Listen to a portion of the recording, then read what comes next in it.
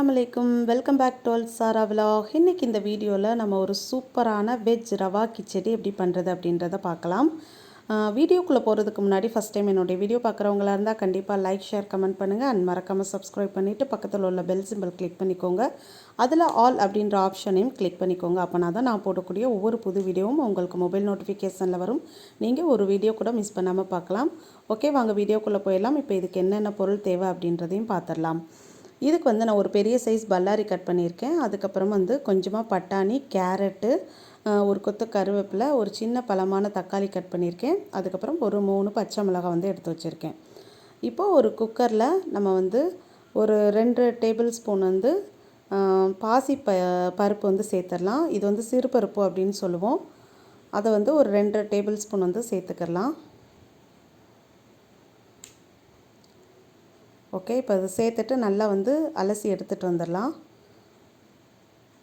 இப்போ இந்த பருப்பு கூட நம்ம வந்து கட் பண்ணி வச்சுருக்கிற கேரட்டு, அதுக்கப்புறம் பட்டாணி, இது எல்லாமே சேர்த்துக்கலாம். சேர்த்துட்டு இது வந்து நல்லா வேக வைக்கிற அளவுக்கு நம்ம தண்ணியும் வந்து இது கூட சேர்த்துக்கலாம். ஓகே, சேர்த்தாச்சு. இப்போ வந்து நம்ம குக்கரை மூடி ஒரு 2 விசில் வந்து விட்டுறலாம். இது வந்து கொஞ்சம் நல்லா வெந்துடட்டும். அதுக்கப்புறம் ஒரு பேனில்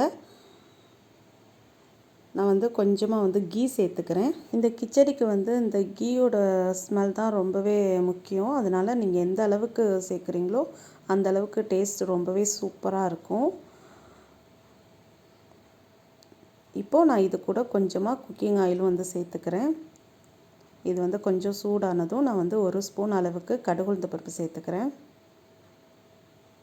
நல்லா இது வெடித்ததுமே வந்து ஒரு 1 ஸ்பூன் மாதிரிக்கு கடலைப்பருப்பு, இதையும் நான் வந்து சேர்த்துக்கிறேன். இது வந்து நல்லா செவந்து வரட்டும். இது கூட நம்ம நறுக்கி வச்சுருக்கிற பச்சை மிளகா, காரத்துக்கு தகுந்த மாதிரி நீங்கள் வந்து சேர்த்துக்கோங்க. நான் வந்து கம்மியாக தான் சேர்த்துருக்கேன். அதுக்கப்புறம் ஒரு கொத்து கருவேப்பிலை, இதையும் சேர்த்துட்டு நல்லா வந்து நம்ம வறுத்து விட்டுறலாம்.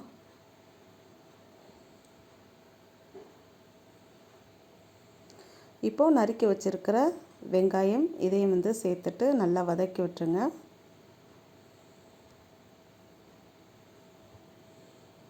அதுக்கப்புறம் பொடிசாக கட் பண்ணி வச்சுருக்கிற தக்காளி, இதையும் வந்து சேர்த்துக்கலாம். சேர்த்துட்டு தக்காளி வந்து நல்லா வதங்குற அளவுக்கு நம்ம வந்து இதை வந்து லோ ஃப்ளேம்லேயே வச்சுட்டு வதக்கிடலாம்.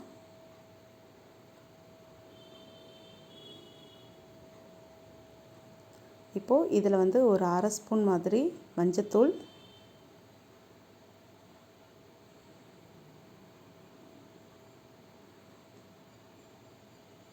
அதுக்கப்புறம் ஒரு 1/4 டீஸ்பூன் கரம் மசாலா தூள் சேர்த்துக்கலாம்.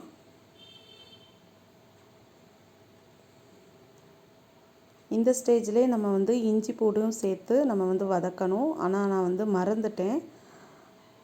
அதுக்கப்புறமா வந்து சேர்த்துருக்கேன். இது கூட கொஞ்சமாக இதுக்கு தேவையான அளவு உப்பு, இதையும் சேர்த்துக்கலாம். சேர்த்துட்டு நல்லா இந்த மாதிரி வதக்கி விட்டுருங்க. அதுக்கப்புறம் 1 கப் அளவுக்கு நான் ரவை எடுத்திருக்கேன். நீங்கள் வந்து உங்களுடைய வீட்டில் உள்ளவங்களுக்கு தகுந்த மாதிரி நீங்கள் வந்து சேர்த்துக்கோங்க. சேர்த்துட்டு இதை வந்து நல்லா வறுத்து விட்டுறலாம். நான் ரவையை வந்து முதல்லே வறுக்கலை, இது கூட சேர்த்து வறுத்துடலாம் அப்படின்னு சொல்லிட்டு. ஏன்னா அப்போ தான் அந்த கீயோட ஸ்மெல் எல்லாமே வந்து நல்லா வந்து அதில் இறங்கும். இப்போ நான் ஒரு ஸ்பூன் அளவுக்கு வந்து இஞ்சி பூண்டு வந்து இதில் சேர்த்துருக்கேன். அதுக்கப்புறம் வேக வச்சுருக்கிற பருப்பு, காய்கறி, இதையும் வந்து நம்ம இது கூட சேர்த்துக்கலாம். பருப்பு வந்து இந்த அளவுக்கு வெந்தால் போதும். ஏன்னா நம்ம இதுலேயும் வந்து வேகும்போதில் கரெக்டாக வரும். ஓகே, இப்போ இதெல்லாமே வந்து நல்லா பிரட்டி விட்டுறலாம். ரவை, பருப்பு எல்லாமே வந்து நல்லா கலந்துடணும். இப்போது இந்த ஸ்டேஜில் நம்ம தண்ணி சேர்த்துக்கலாம்.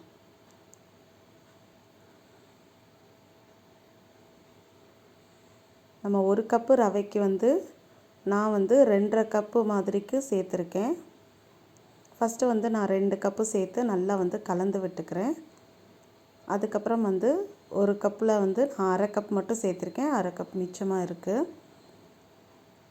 உங்களுக்கு பத்தாத மாதிரி தெரிஞ்சால் நீங்கள் அதை கூட சேர்த்துட்டு நீங்கள் பண்ணலாம். அதுக்கப்புறம் கடைசியாக கொஞ்சமாக கீ வந்து நம்ம சேர்த்துக்கலாம். சேர்த்துட்டு இதை நல்லா பிரட்டி விட்டுட்டு நறுக்குன கொத்தமல்லி சேர்த்துற வேண்டியதான், அவ்வளோதான். சேர்த்துட்டு நம்ம வந்து இதை வந்து ஒரு 5 நிமிஷம் மாதிரி நம்ம வந்து மூடி வச்சிடலாம்.